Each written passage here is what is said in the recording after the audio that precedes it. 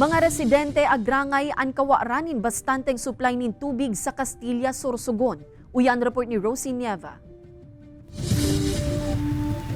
Dawa naglaog na ang tig-uran, problema pa man giraray kan mga residente sa Banwaan kan Castilla, Sorsogon an kawaranin bastanteng supply nin tubig.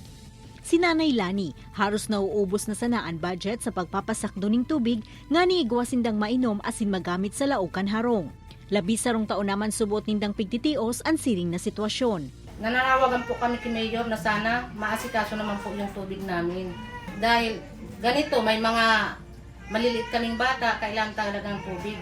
Arog ni Nanay Lani, nag-aagrangay naman ang iba pang residente sa lugar. Magastos yung pagbili, tsaka delikado din po yung pagsasakay ng bangka para umigib ng tubig. Ang isyu sa kawaraning bastanteng supply ng tubig sa lugar ang nagpuon sa dai matapos-tapos na water system project. Nagkakantidad ini nin 150 million pesos kung sa inabid subuot ang proyekto kan September 2021.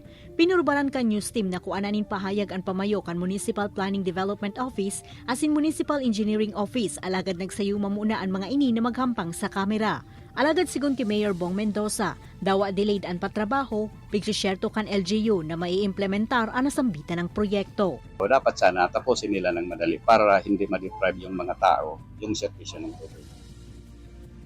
Dahil yan kailangan talaga yan. Ini si Rosie Nieva, Balitang Bicolandia.